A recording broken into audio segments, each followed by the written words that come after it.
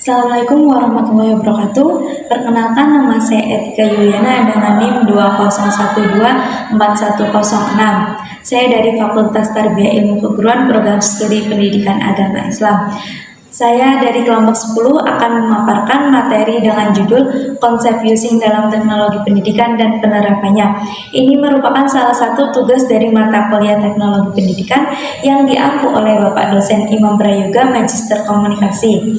Dalam materi ini ada 3 pembahasan. Yang pertama yaitu pengertian using teknologi pendidikan, yang kedua cakupan using teknologi pendidikan, dan yang ketiga yaitu penerapan using teknologi pendidikan.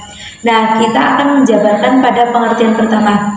Using dalam artian bahasa Inggris bisa diartikan ke Indonesia yaitu pemanfaatan.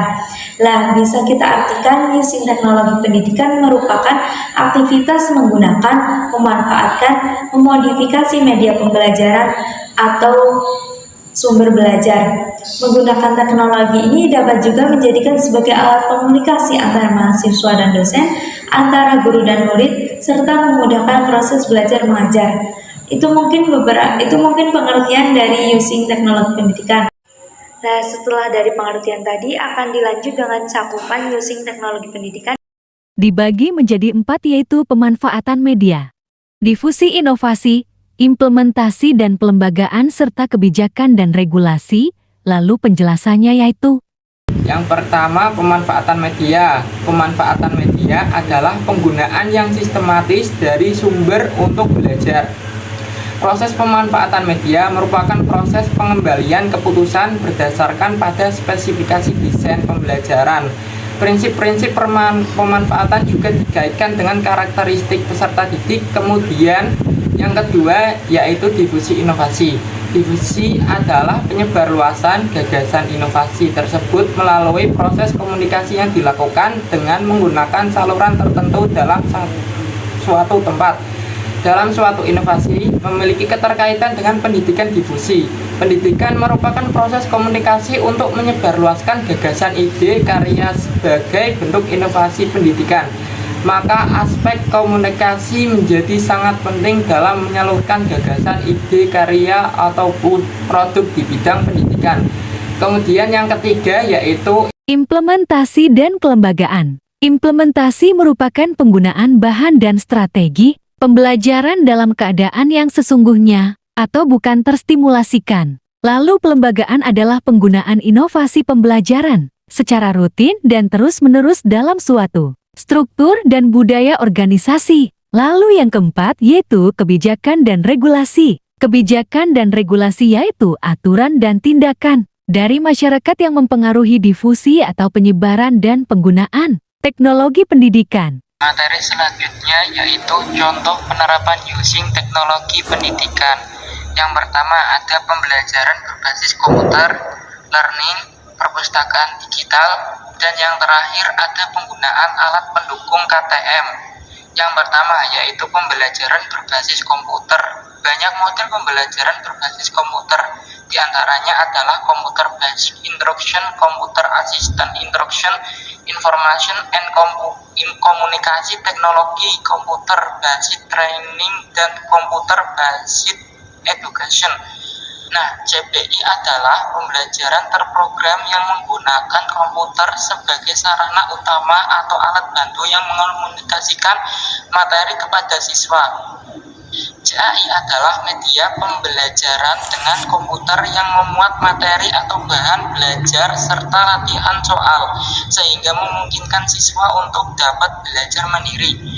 ICT adalah teknologi yang digunakan untuk berkomunikasi dan menciptakan, mengelola, dan mendiskusikan informasi.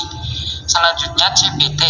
CPT adalah jalur seleksi penerimaan siswa baru dengan tes atau ujian menggunakan komputer atau laptop sebagai alat pengganti lembar soal.